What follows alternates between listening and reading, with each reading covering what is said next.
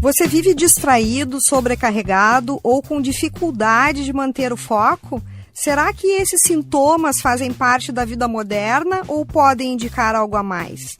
No programa de hoje vamos falar sobre transtorno do déficit de atenção e hiperatividade em adultos, um tema que tem despertado cada vez mais interesse e questionamentos. O Viver Bem Guaíba tem o patrocínio da Unimed Porto Alegre. Seja qual for o seu verão, nosso cuidado vai com você, vai tranquilo para o verão, vai com a Unimed Porto Alegre. Para essa conversa, recebemos o psiquiatra Dr. Eugênio Grevet, professor da Universidade Federal do Rio Grande do Sul e coordenador do programa de TDAH e transtornos do neurodesenvolvimento em adultos do Hospital de Clínicas de Porto Alegre. Dr. Eugênio, seja muito bem-vindo ao Viver Bem Guaíba. Muito obrigado, agradeço o convite. Muito importante a sua vinda aqui hoje para a gente esclarecer aqui para os ouvintes um pouquinho sobre as dúvidas em relação ao TDAH, né? Vamos Doutor tentar. Eugênio, hoje muitas pessoas afirmam que têm TDAH porque vivem sobrecarregadas, como eu havia mencionado, né? Ou com dificuldade de foco. O que de fato caracteriza o transtorno do déficit de atenção e hiperatividade? Uma boa pergunta, porque tem que se diferenciar da pessoa estar cansada, desatenta por motivos, né? Ter dormido mal e isso é muito importante. Na realidade, o TDAH dá numa função que todos nós sempre soubemos que temos, né? Que é a de prestar atenção nas coisas e a nossa capacidade de estar concentrados por um determinado tempo, né? Claro. E isso varia de uma pessoa para outra, né? Algo que é uma média das pessoas, por isso que as aulas duram no máximo 45 minutos e teriam que parar, por quê? Porque é mais ou menos entre 30 e 45 minutos assim que a gente tem a capacidade de se manter relativamente focado, né? Exato, mais para 30 do que 45, tá? A partir disso, todos nós vamos lutar. O que acontece com as pessoas que têm TDAH, né? Elas perdem a atenção, perdem o foco muito antes do que isso. Ou, se eles tentam não perder o foco, vão fazendo uma coisa que é um zigue-zague entre estar bastante atentos, olhando para o que é de interesse e daqui a pouco se perder, flutuar para outra coisa. E aí, então, a gente separa as pessoas mais ou menos assim, as que têm problemas realmente assim, são aquelas que têm um problema bastante acentuado em poder prestar atenção, né? O poder de concentração dessas pessoas. Sim. E o TDAH, ele é apenas um problema de atenção ou ele envolve outras funções do cérebro? Boa pergunta também.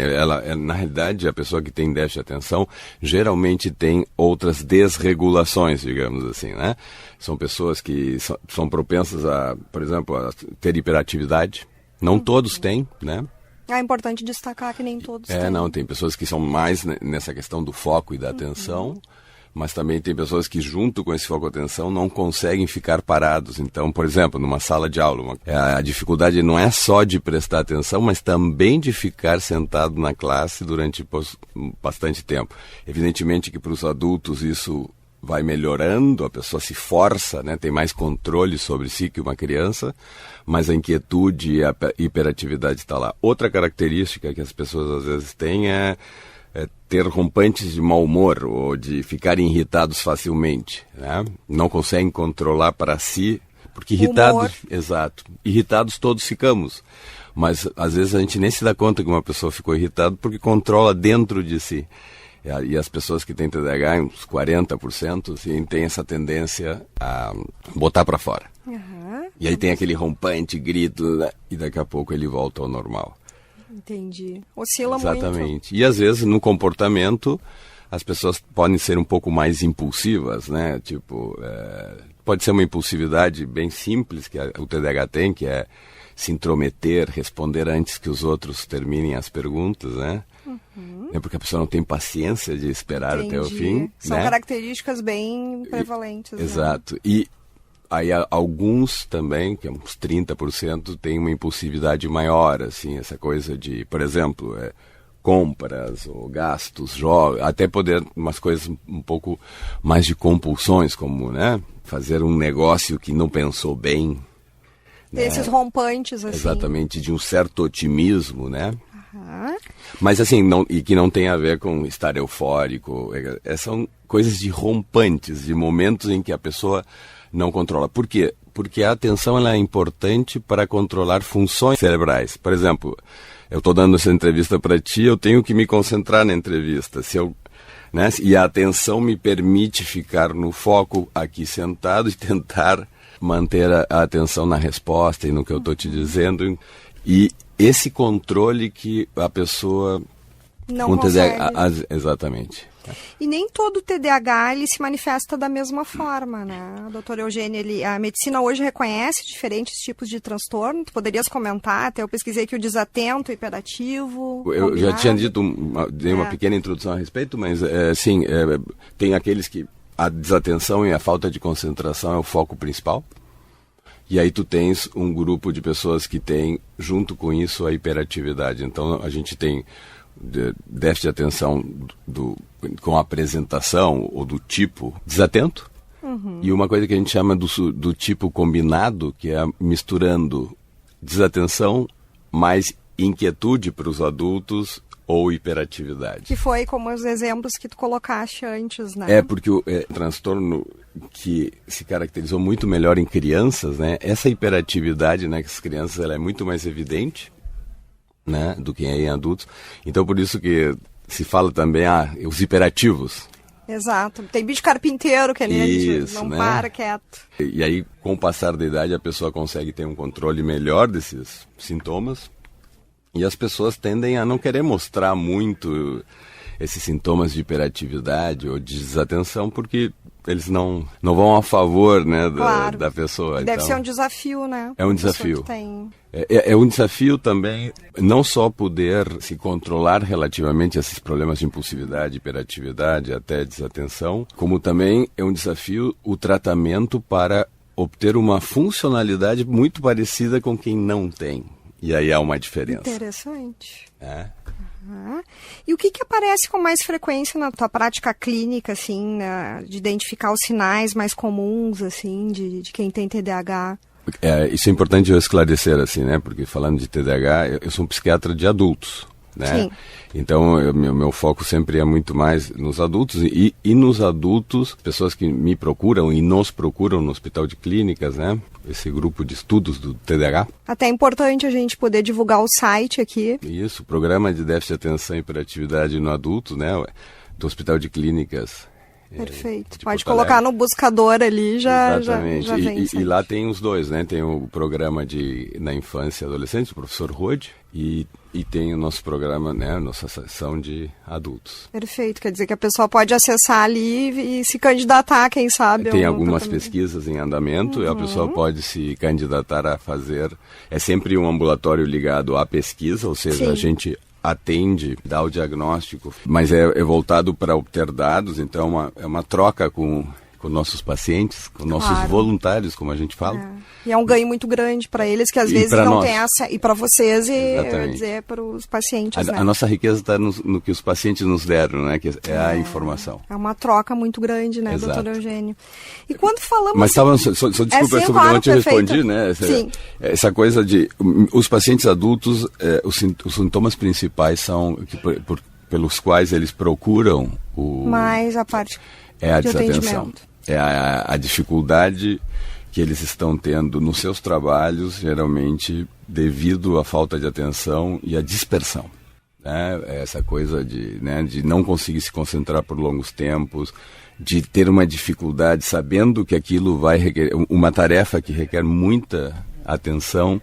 As pessoas procrastinam até o final para fazer. Então, assim, muitas vezes são pessoas que estão estudando e não conseguem, né, para um concurso e se notam muito... O estresse muito grande, eu imagino que a pessoa fique mais estressada também, fica mais confusa. E aí a gente precisa fazer o diagnóstico entre estresse, que não é TDAH, isso é muito importante, ou cansaço, porque pensa bem, uma pessoa que trabalha, faz sua rotina de trabalho, 8 horas por dia, depois chega em casa e tem que colocar mais 4 ou 5 de estudos, né? Então, às vezes são pessoas que chegam no fim do período de estudos... Não dormem bem. Não dormem bem, tomam café pra caramba depois que chegam em casa, não dormem bem, né? Exatamente. E não tem tempo para fazer exercício. Nossa, então eles têm um TDAH, né? Sim, se tem muito isso, né, doutor Eugênio, dizer, o fulano tem TDAH. Exato, sim. E aí é uma coisa que é importante, né? Porque a gente faz essa diferenciação. A gente não trata da mesma forma uma pessoa cansada, por exemplo, de que uma pessoa que tem TDAH. E o importante do diagnóstico TDAH, as características vêm desde a infância. Então não é uma coisa nova que surgiu aos 30 anos. Né? Perfeito. A pessoa pode se dar conta aos 30 anos, mas sempre tem um resquício de que aquilo vinha desde muito cedo. É uma característica da pessoa de sempre. Uhum. Até os pais, né, os parentes comentarem. Quando ele era pequeno ele era muito inquieto, não tinha muita atenção e tal. De repente eu acho que até são sinais para esse adulto já fechar ali um quebra-cabeça também, né? Às vezes não se dá conta por que aquilo está atrapalhando tanto a vida dele e já tem um histórico de infância. Exatamente. E a pessoa tem que ver bem... E é interessantíssimo isso que eu vou te dizer agora. A pessoa tem que ver bem isto porque a gente sabe que o tratamento para TDAH funciona quando a pessoa realmente tem TDAH. Pessoas normais que usam remédio para TDAH, é incrível, funcionam pior que no seu normal. Capaz de ser um efeito rebote até. Exatamente, porque isso é muito simples de entender. A gente usa estimulantes para tratar o TDAH geralmente, ou antidepressivos ou medicações que têm um poder de aumentar a noradrenalina e a dopamina, tá? Os estimulantes fazem isso. Uma pessoa que não tem TDAH, ele tem um cérebro regulado, né? E não existem remédios que nos deixam super regulados, super homens ou super mulheres, né? Geralmente a gente se tenta puxar para esse lado, a gente desregula o nosso cérebro. Então há estudos feitos que mostram que pessoas normais, né, normais que eu digo assim, não tem desatenção, tá? Claro.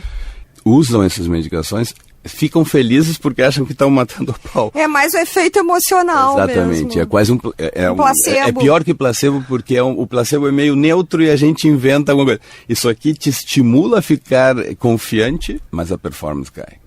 Isso é importantíssimo. Então, né? assim, as pessoas estão fazendo uso, a gente sabe, né, de metilfenidato, né? Automedicação, né? Conseguem às vezes, ou conseguem um amigo de formas mais variadas, né? E no fundo, a performance dele, na realidade, está diminuída. Quer dizer, ele poderia estar indo muito melhor. Confiando no seu... Fazendo uma terapia, né? Então, isso é fundamental. Se a gente comprova que a pessoa tem, pelos sintomas que tem, pela duração do sintoma, e essa pessoa se iguala, ou quase se iguala à pessoa que não tem. Mas a pessoa que não tem não vai para algo além. O único que consegue por exemplo, uma coisa que realmente é não dormir e ficar estudando achando que está indo bem, mas a performance nos testes, ele tende a ser pior. Pior do que o seu basal. Olha só. E em relação à prevalência do TDAH em adultos, do que estamos falando hoje em termos de números? Interessante a pergunta. É algo assim, depende se é crianças, né? Ou se são a prevalência em crianças ou em adultos. Uhum. Em crianças é algo em torno de 5%, né? E em adultos é uma coisa de 2,5%. Não é tanta gente. 3% no máximo, então, dos adultos. Mas né? é interessante isso na infância mais diagnosticado. Sim, porque principalmente a hiperatividade, ela é um sintoma mais comum. As crianças são mais inquietas que os adultos, aí todo mundo sabe. Mas tem crianças que se destacam nessa hiperatividade, né? Então, 5% tem uma hiperatividade e uma desatenção disfuncional, ou seja, que traz problemas para eles, para a família, para os amigos, né?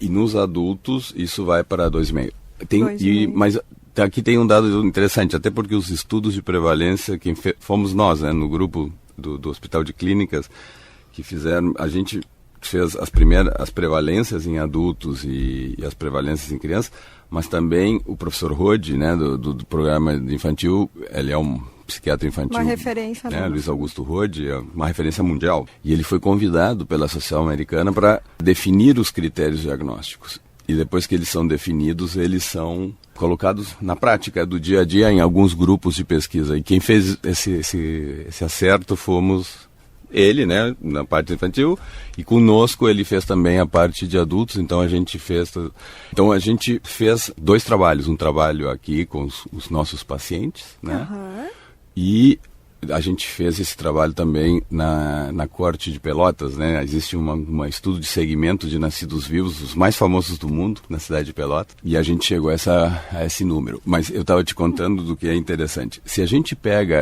a gente precisa de ter, pelo menos, de uma lista de 9 sintomas de desatenção e uma lista de 9 sintomas de hiperatividade que tem, os critérios têm, né? A gente precisa em um adulto de 5 sintomas de 9, para começar a enquadrar. Exatamente. Quais seriam esses 9? Já te digo. Olha o imperativo aqui. Não. E aí, é uma boa pergunta. E quando a gente só conta sintomas, a gente chega aos 18 anos a uma prevalência de 25% da população. Então, 25% da população tem pelo menos 5 sintomas de desatenção. Assim, se a gente pega a esmo na rua, 25% nessa idade, um pouco, né? Depois aos 30 vai para 20, quase. Então, assim, sintomas, estarmos desatentos ou nos sentindo desatentos é muito comum. Mas se aí a gente começa a perguntar para a pessoa, tá, mas isto aqui te causa problemas em vários ambientes da tua vida, vários aspectos no ambiente, né? E aí ele diz, sim, isto te causa prejuízo, assim, tu tem um problema com isso, sim. E tu tens isso desde a infância. Quando a gente vai fazendo essas perguntas, lá no final, e juntando todas, só sobra 2,5%. Olha só. Das pessoas. Quer dizer, é muito fácil em alguns momentos aí da vida identificar. Se a gente não faz com cuidado os sintomas, né? Não só os sintomas é fácil de perguntar para a pessoa se tem, mas o diagnóstico. Claro. Né? Aí muitas das pessoas têm outros motivos para estarem desatentos. Por isso que as pessoas dizem, mas isso todo mundo tem. Sim, perfeito. Não é todo mundo. Claro, é só 25%. Quer dizer, alguns sintomas exatamente que vai achar, a pessoa vai se confundir, eu acho que eu me enquadro, mas não, tem os critérios exatamente. Tem uma série de critérios para serem seguidos e também tem que ter, né, o que o paciente nos conta e a experiência clínica. Por isso que o diagnóstico não se faz com nenhum teste, um teste de sangue, ele é feito clinicamente. O médico que entende de TDAH, qualquer psiquiatra entende de TDAH, tá? Ou qualquer psicólogo entende de TDAH, ele tem que chegar à conclusão, assim, essa pessoa tem o padrão que a gente vê nas pessoas que têm TDAH, né? E principalmente, o padrão principal dela é algo que acompanhou a pessoa toda a vida. Toda a sua vida ela se considerou desatenta, os outros o consideraram ou hiperativo, ou mesmo que ele tenha se dado conta há muito pouco tempo, um adulto, ele olha para trás, puxa, mas eu já era assim. Que coisa, né? Isso é importante. Importante que as pessoas estão buscando mais ajuda também. E aí eu não tinha te respondido os sintomas. Exatamente. Então, se tu quiser que eu fale um pouco dos sintomas, mas assim, basicamente ao fazer um trabalho, por exemplo, que exige detalhe, a pessoa vai falhando. Suponhamos, preencher um formulário, né, que quantas vezes a gente tem, aí quando vê, errou CPF, aí errou CEP, errou não sei, e a pessoa tem que ir refazendo esses trabalhos, né? O que ocupa muito tempo da pessoa nessas pequenas falhas. Não são coisas sérias, mas é um padrão persistente, né? Principalmente quando faz coisas um pouco repetitivas. E isso é outra coisa. Todo mundo erra um formulário, alguma coisa. Mas errar sempre. Assim, ter um padrão disso ser algo assim, nossa. Agora. Outra coisa é a pessoa começar a estudar e em vez de se concentrar e ficar um tempo, como eu disse, pelo menos 30 minutos, 45 minutos estudando, ao natural, logo em seguida já lhe dá vontade de ir para a cozinha. Perde o foco, né? Se ele está trabalhando no computador, já vai para o WhatsApp, já vai para o... Sim, é diferente de uma pessoa que não tem e que daqui a pouco está olhando, sei lá, não, agora eu vou deixar aqui no modo e vou me focar, ela não consegue. Fazer essas separações que são fundamentais para o trabalho também é outro problema, que é se organizar. Claro. Outro sintoma que muito comum de desatenção é que está relacionada à desatenção é tipo, se a pessoa assim, bom, tem que estudar para, vamos lá, matemática, ou uma matéria que ela... Eu acho que matemática é um ótimo exemplo. É um bom exemplo, né? E, não, deixa para depois, eu vou começar com... Procrastinar. Então, assim, a procrastinação é um dos outros sintomas. Então, a pessoa... E não é procrastinar, porque assim, tem pessoas que procrastinam quase tudo, mas são aquelas coisas que requerem atenção para serem feitas, né? E que a pessoa sabe que vai sofrer. Isso que eu ia entrar nessa questão, o sofrimento que causa sofrimento. Mas não é um grande... Porque o TDAH não dói, diferente da depressão, isso é importante dizer. Por que as pessoas não se dão conta que tem TDAH muitas vezes? Porque ele não dói, a pessoa está na boa. Né? A depressão, a pessoa sente um pânico, a ansiedade, tá ali, tem algo errado. É latente, né? Exatamente, aqui não. Continuando nos sintomas, né, porque eu acho que é importante para as pessoas, né, outro é perder coisas. Por que a pessoa perde coisas? Por exemplo, a pessoa entra em casa e deixa a chave em algum lugar. Geralmente as pessoas têm um lugar para deixar a chave. Claro. A pessoa vai pensando outra coisa e deixa a chave em algum lugar. E depois ele tem que sair para trabalhar no dia. Aonde ele botou?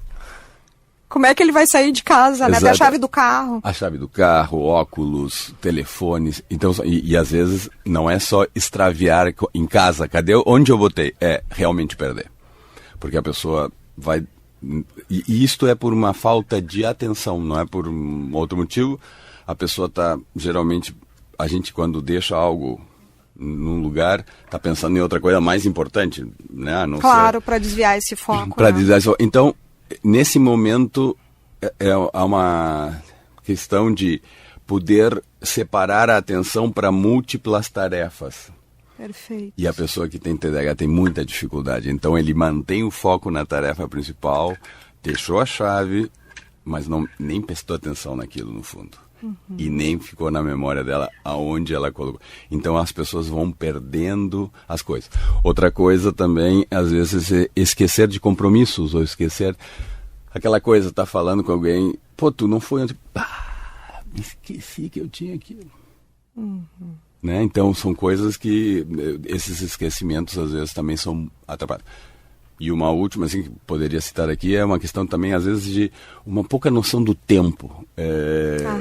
As pessoas geralmente se atrasam porque não tem uma noção de tempo. Elas não se organizam. Não se organiza. Não se organiza no tempo e, às vezes, não se organizam no espaço, entende? Onde deixaram, que horas são.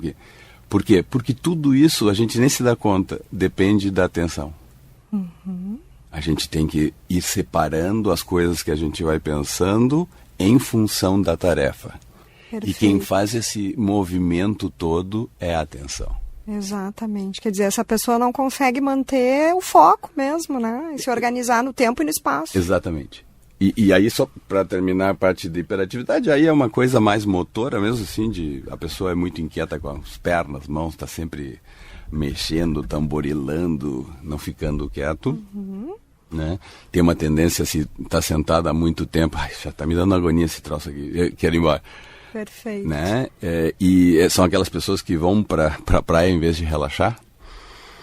Tem que arrumar janela, pintar, não sei o que, fazer. Em momentos de relaxar também não conseguem parar quietos e relaxar. Né? E aí, quando essa pessoa investiga, ela já tinha esse mesmo comportamento na infância. Desde sempre. E até, muitas vezes, tinha um comportamento muito mais hiperativo do que é hoje. Por quê? Até uma das perguntas que tu me fez anteriormente. Os sintomas diminuem? Sim, principalmente os de hiperatividade. Então as pessoas, quando eram crianças, de repente, nossa, o histórico é de que não ficavam quietos. Sim, ficavam sala de aula, dentro de casa. Correndo, indo para o banheiro. E agora, não, eles ficam porque são obrigados. Mas dentro de si ainda tem aquela inquietude da criança que gostaria de dar uma banda, dar uma volta. O Viver Bem Guaíba tem o patrocínio da Unimed Porto Alegre. Vai protegido para o verão, vai com a Unimed Porto Alegre. Nós conversamos com o psiquiatra Dr. Eugênio Grevé, professor da URGS e coordenador do programa de TDAH em adultos do Hospital de Clínicas de Porto Alegre. No próximo bloco vamos falar sobre o tratamento do TDAH, o papel da medicação, as terapias disponíveis e os caminhos para melhorar a qualidade de vida. Fique com a gente, voltamos já.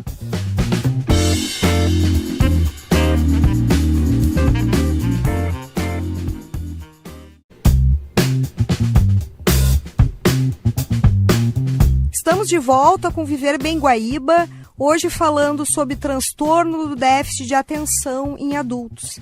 Este programa tem o patrocínio da Unimed Porto Alegre. Vai protegido para o verão, vai com a Unimed Porto Alegre. No primeiro bloco, entendemos o que é o TDAH e como ele se manifesta na vida adulta. Agora seguimos avançando para os caminhos do tratamento e do cuidado desse transtorno. Nosso convidado é o psiquiatra Eugênio Grevet, professor da URGS e coordenador do programa de TDAH e transtornos do neurodesenvolvimento em adultos do Hospital de Clínicas de Porto Alegre. Doutor Eugênio, retomando nossa temática no universo do TDAH, a parte medicamentosa é considerada um dos tratamentos com maior evidência científica. Por quê? Boa pergunta. Isso é importante, né? A gente está falando de aspectos comportamentais, né? E o importante é que as pessoas às vezes não notam que essas características elas têm componente biológico, como neurológico, que, né, assim como a força pode ser medida, né, numa musculação, né, algo concreto e é do nosso corpo, a atenção também. Né? E aí o déficit de atenção é um transtorno super genético, né? 70% das causas a gente sabe que são genéticas. Nossa, é bem alto. Assim. Bem alto, né? Super alto, na realidade. E, então é muito comum, por exemplo, que pessoas com TDAH digam, meu pai também, olha só, minha mãe. E as famílias têm muitos casos. Principalmente porque também tem um estudo recente que mostra que pessoas com déficit de atenção casam com mulheres ou homens, né? As pessoas se casam com pessoas, né? Com pessoas. Então, assim, não só a carga genética de um lado da família, às vezes, mas talvez às vezes. Desorganização familiar. Não, isso é importante, né? Aquilo que eu disse antes, de que não é tão grave. E quando a gente pensa o tratamento, a gente imagina que algo psicológico possa ser tratado de forma psicológica. Existem abordagens das duas formas, mas a função atenção, cognição, são funções mentais automáticas, que eu posso ficar pensando assim, vou prestar atenção agora. Logo em seguida me esqueço do que eu estou fazendo a ordem e eu fico desatento automaticamente. E as pessoas com TDAH é automático. É mais ou menos pedir para uma pessoa com déficit de atenção, presta atenção, te concentra, vamos lá, faz isso, eu sei que tu é inteligente. É como dizer para alguém que tem miopia, não usa os óculos, abre bem os olhos, eu tenho certeza que tu vais enxergar bem. Não dá. Então, para ser breve e rápido, os tratamentos geralmente envolvem, quando a pessoa tem TDAH, medicações. E as medicações mais efetivas e com maior carga científica, evidência científica, são os estimulantes e alguns antidepressivos, basicamente, assim, que também têm funções estimulantes, que estimulam a dopamina e a noradrenalina. É super fácil de entender porque aumentando a dopamina, a pessoa presta mais atenção. Porque essas funções são, né, a base de bastante dopamina. Quando a gente tem um susto, uma coisa que tem que prestar atenção, senão vou me ralar, a primeira coisa que acontece é um banho de noradrenalina e dopamina para a pessoa se concentrar. Se focar, né? Como a pessoa que tem TDAH tem baixo isso por forma que vem da genética, vem de como o cérebro dela produz, ao a gente substituir, né, com esses remédios o que está faltando, a pessoa volta a ter um nível normal dessas substâncias e o cérebro dela, o córtex dela, passa a funcionar normalmente. É mais ou menos como eu oferecer um óculos para alguém que não estava enxergando. E ele diz, nossa, é assim que é enxergar bem. Quando a gente dá a medicação, é assim que é prestar atenção, é assim que não procrastinar. É um outro mundo, né? É outro mundo. Regula. A pessoa regula automaticamente, né? E as partes mais de né, terapia cognitiva, é mais para organizar a bagunça que ficou com uma vida com TDAH. Faz sentido, então? E aí a pessoa tem que começar a organizar o tempo e o espaço. Lembra que a gente falou? Terapia cognitivo-comportamental, às vezes. Psicoeducação, né? E principalmente psicoeducação. Porque psicoeducação é o que a pessoa está... Por exemplo, isso que eu estou fazendo é um pouco de psicoeducação. O que a gente faz com o paciente? É individualizar para aquele paciente a psicoeducação que aquele caso precisa. E se ele já é organizado na sua agenda, bom, não vou ajudar ele nisso, mas tem outras coisas que eu gosto. E se ele tem depressão, isso é outra coisa da parte farmacológica. E se ele tem o que se chama as comorbidades, um transtorno de ansiedade, tem que tratar também, porque não pode deixar... E geralmente a gente opta por primeiro as comorbidades e depois o TDAH. Né? Porque a medicação de um pode influenciar na do outro positivamente e negativamente. Então, aqui sim a gente está falando de uma coisa que tem que ser visto por um especialista que entenda. Perfeito. O uso de estimulantes ainda gera receio. Sim. Né? O que a ciência já sabe sobre a segurança e a eficácia desses medicamentos a longo prazo? Maravilha. É uma pergunta muito boa, porque realmente são medicações que são abusadas, por exemplo, às vezes as pessoas estão usando para ir em festa. Se manter acordado, né? Exatamente. Dirigir, motoristas que tomam para dirigir. Isso é um mau uso como é de um carro. Se a gente anda a 180 na freeway, é um mau uso de um carro.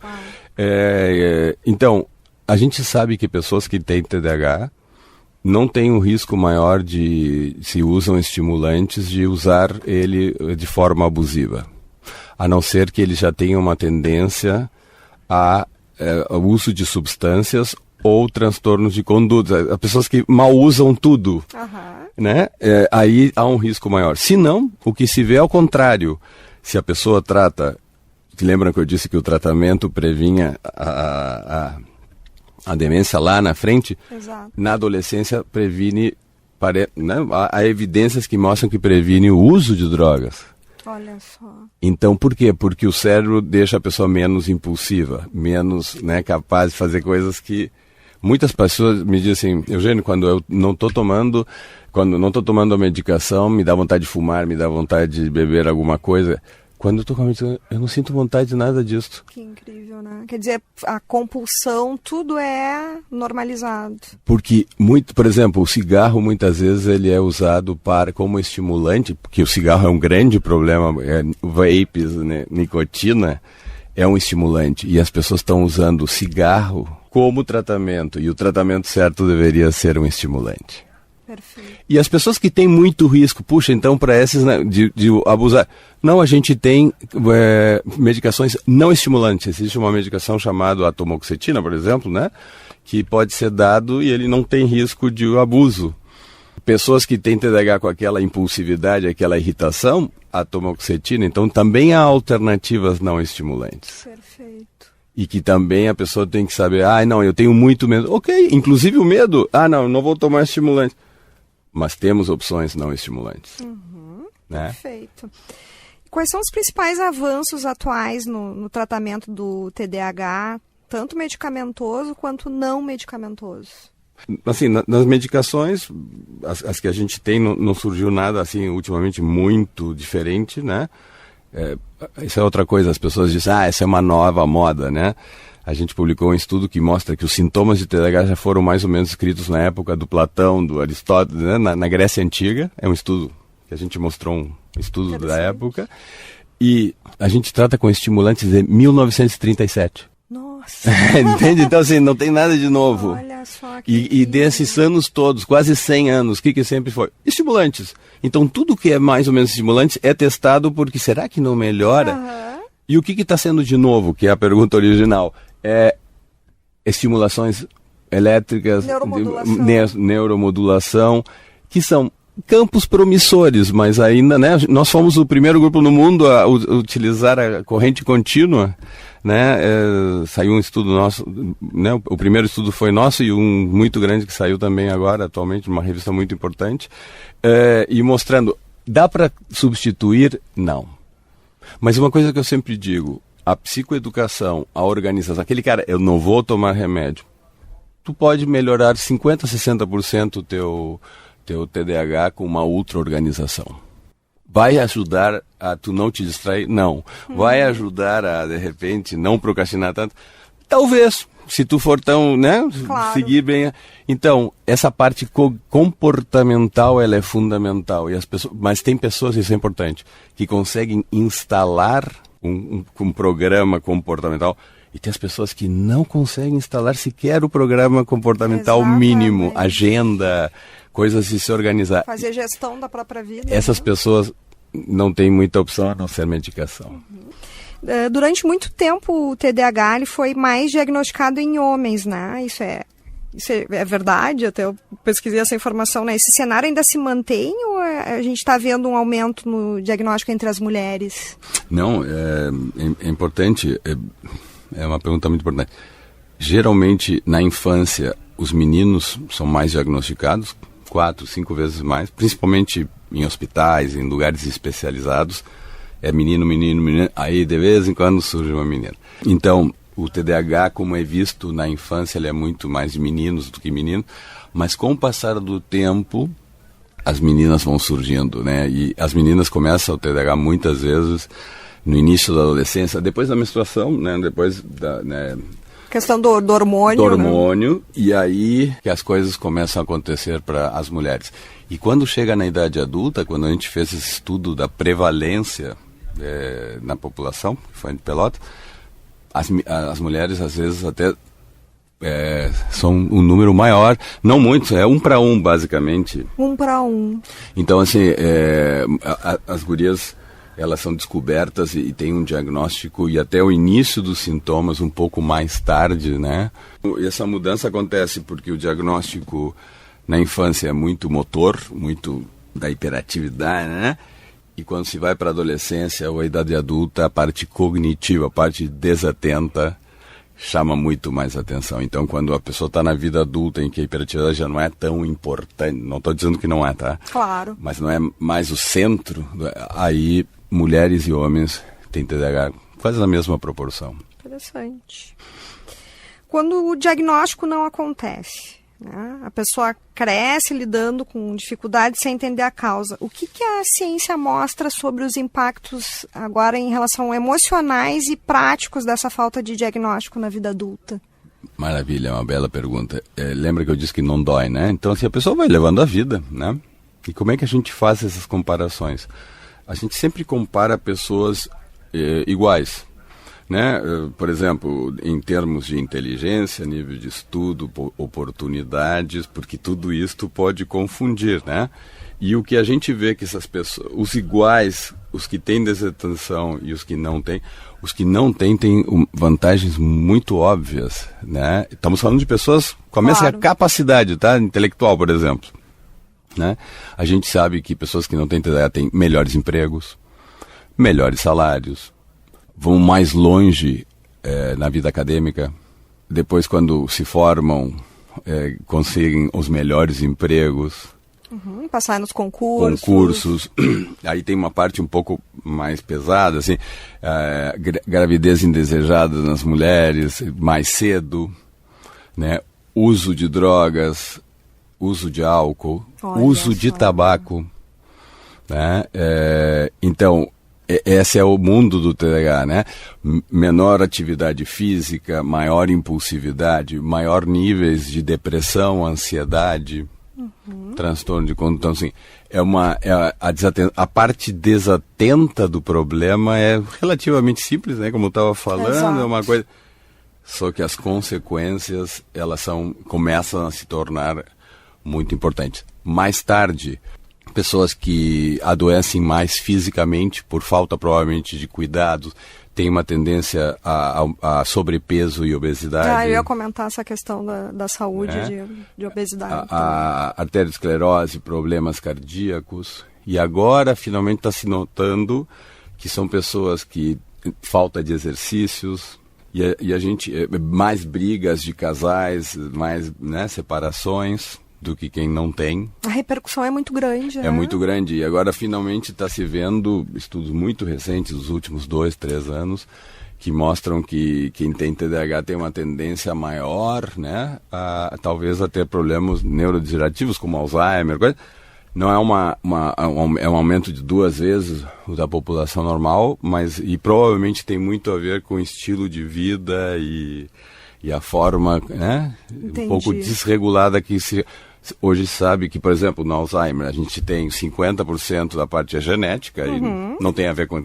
E 50% tem a ver com hábitos de vida saudável, né? Os mesmos cuidados que a gente tem que ter para o coração, tem que ter para o cérebro, e se não tivermos, a gente tem uma chance maior. E essas pessoas geralmente levaram uma vida de pouco cuidado. Do autocuidado, né? E aí não sabiam que tem uma ligação com o déficit de atenção. Isso é importante. Maior pressão alta também.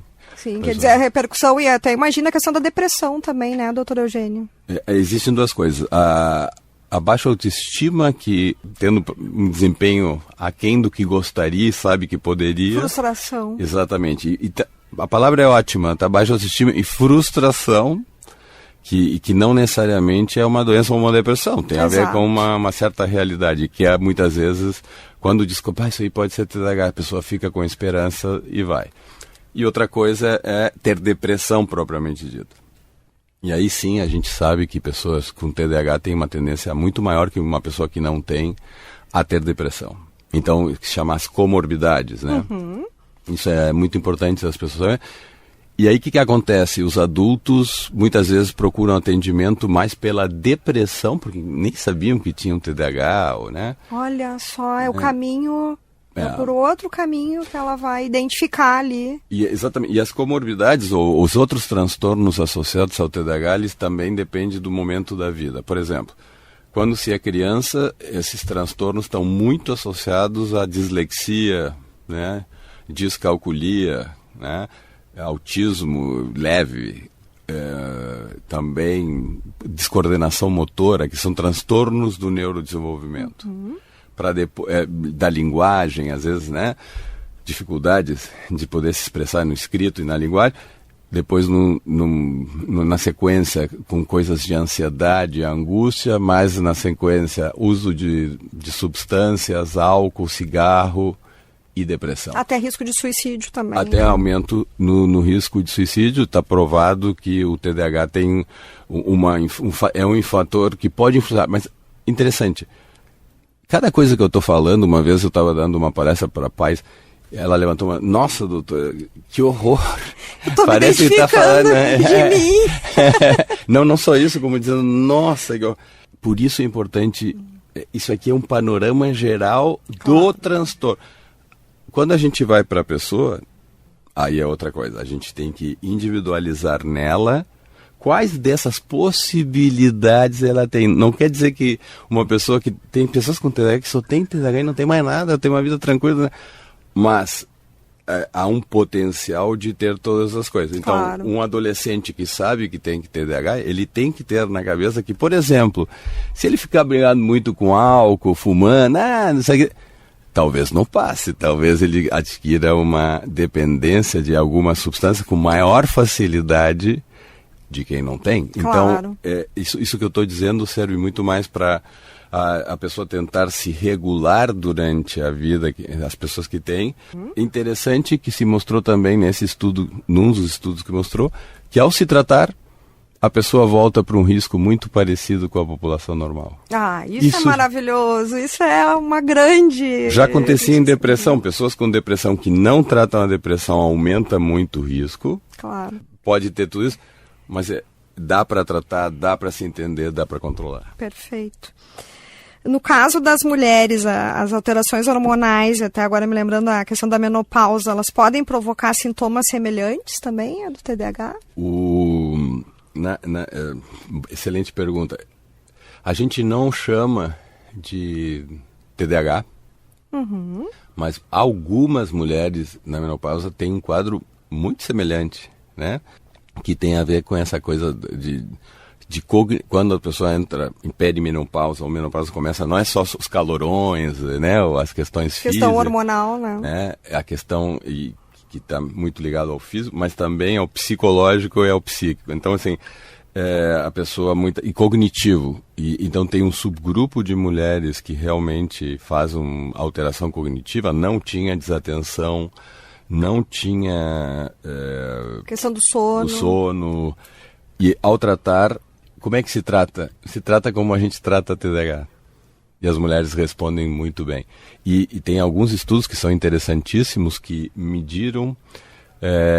ainda não existe um teste físico assim, que a gente possa fazer, um exame, né, de sangue que a gente possa fazer para dizer a pessoa tem TDAH ou não. Mas estão começando a surgir exames, né, com a genética. A gente coloca os genes que são de risco e a gente soma faz uma soma. Quantos genes de risco eu tenho, quantos genes de risco tu tens, junto com a sintomatologia que tu estás tendo, isso dá uma probabilidade um pouco maior da pessoa ter TDAH. É basicamente o que nós estudamos. Até para ajudar isso no futuro aí, no diagnóstico. No futuro, muito próximo, nós vamos ter um diagnóstico. Agora com a inteligência artificial aí também, muitas... Não só com a inteligência artificial, né? Sim. Juntos, mas voltando... Essas mulheres que têm alterações cognitivas, muitas têm um risco maior desses genes, né? Então, quer dizer, tem alguma coisa ligada, é uma coisa muito nova, que está se sabendo há pouquíssimo tempo e está sendo muito estudado. Mas assim, a coisa boa, o tratamento é muito semelhante nos dois momentos. Então, mas a gente não pode dizer que essas pessoas têm TDAH, porque muitas vezes não tinham nada. Sim, às vezes é sintomatologia, né? Exato. E aí a gente tem isso em medicina às vezes. Mas tem uma questão. Entre as questões físicas, quem tem TDAH e é uma mulher, tem uma chance de ter menopausa precoce maior que uma mulher que não tem TDAH.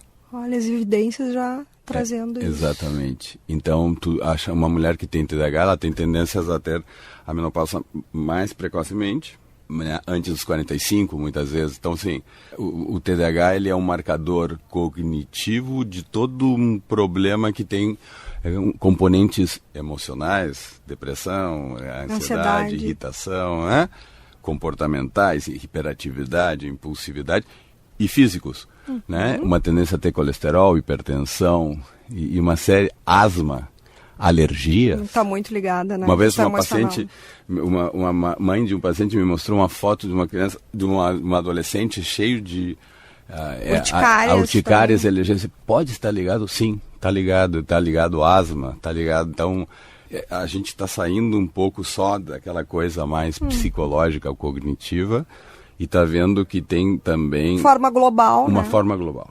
O Viver Bem Guaíba tem o patrocínio da Unimed Porto Alegre. Vai protegido para o verão. Vai com a Unimed Porto Alegre. Doutor Eugênio, o TDAH tem cura ou falamos de um transtorno que precisa ser acompanhado ao longo da vida? Não tem cura.